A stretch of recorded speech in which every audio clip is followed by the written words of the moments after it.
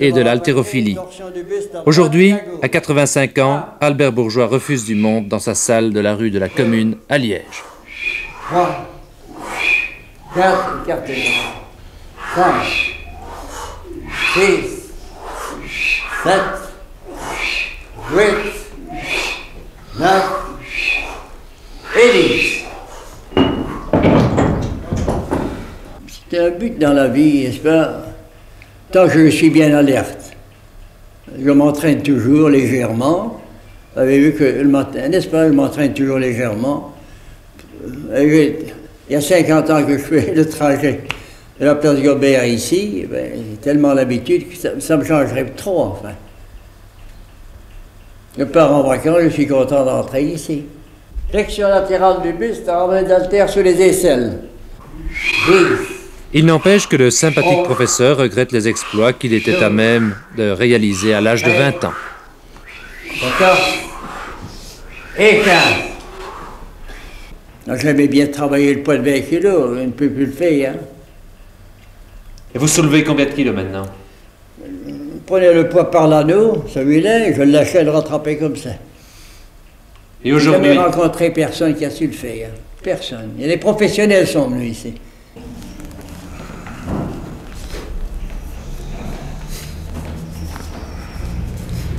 Amputé des 4 doigts et des métacarpiens de la main gauche, Albert Bourgeois a subi en 1916 l'une des premières greffes de l'histoire de la médecine.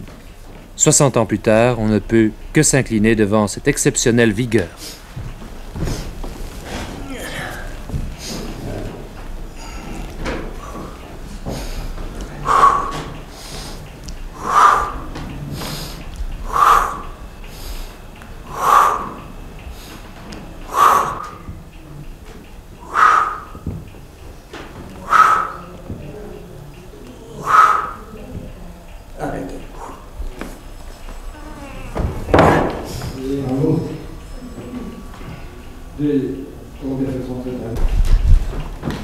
En tout cas, au dire de ses élèves, on oubliera moins vite l'homme que le professeur.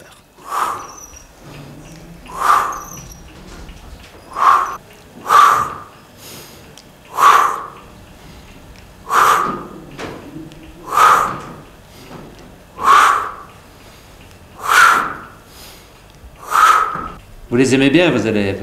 Ah oui. Ce sont, vous avez entendu hier, ce sont des amis, hein. Ce ne sont plus des camarades et des amis. Même les dames, ce sont des amis, n'est-ce pas? Oui. Elles ont un plaisir de venir ici parce que derrière moi, il y a un professeur d'université, un médecin qui me dit: j'admire votre façon de travailler parce que vous n'avez de préférence pour personne.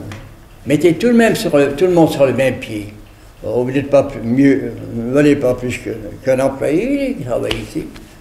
N'est-ce pas? Ah, vous avez raison, dit-il. Et alors, vous avez une ambiance, je ne pense pas pouvoir la rencontrer après vous. 2, 3, 4. Et bien souvent, en compagnie de ces dames, le professeur d'éducation physique doit se doubler d'un psychologue, voire d'un médecin. 8 et 8. J'ai eu assez bien de dames, par exemple, de l'hôpital. Elles travaillent pour des patrons, quelquefois, qui sont un peu grincheux, n'est-ce pas? Eh bien, elles font de l'aérophagie, fait passer. Comment? Dernièrement, un médecin me dit: Monsieur Bourgeois, ça ne va pas du côté de l'estomac, c'est un gynécologue. Hein? Je lui dis: on va vous faire quelque chose, il y a un moment, vous savez. Et il a un ami, un spécialiste pour les voies digestive. Il va le trouver. Eh bien, il y a longtemps que je n'étais plus vu. Ben, je n'ai plus besoin de venir te voir. Il était déjà professeur de culture physique et peut passer, n'est-ce pas? Au moins 40 ans que je suis élève chez M. Bourgeois, sans interruption, 2 fois par semaine. C'est le meilleur gage de santé? C'est un excellent système, à condition, comme M. Bourgeois, de ne pas faire d'excès, ben, on résiste pas mal, quoi. Je suis venu à la culture physique sur ordre et injonction de mon patron. Et quel bienfait avez-vous retiré sur le plan physique et sur le plan psychologique de l'enseignement de M. Bourgeois? C'est une histoire un peu longue à raconter. En 1933, je dirigeais depuis 4 ans les services commerciaux d'une petite industrie liégeoise qui est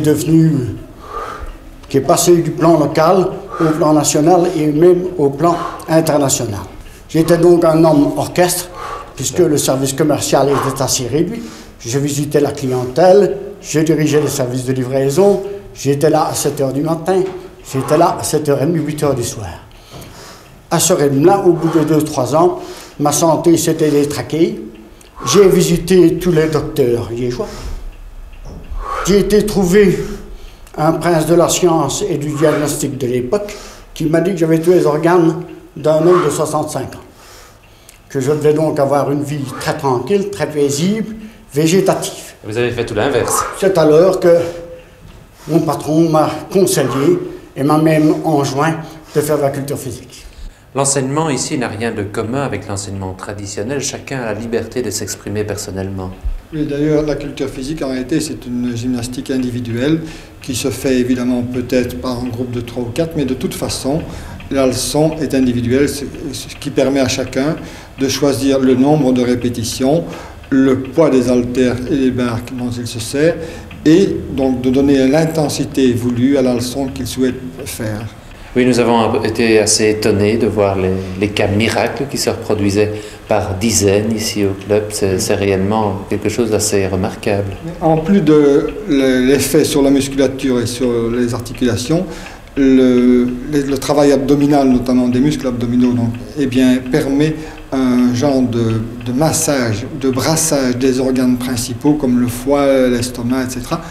Et alors, le fait aussi que la gymnastique se fait en cadence respiratoire, ce qui amène une oxygénation assez importante par la voie respiratoire. Et de toute façon, le cœur également profite de l'exercice, puisque le cœur étant un muscle comme un autre, le travail qu'on lui demande permet donc une musculation assez importante de cet organe. Allez. Bon, tire bien les deux mains, hein? Allez.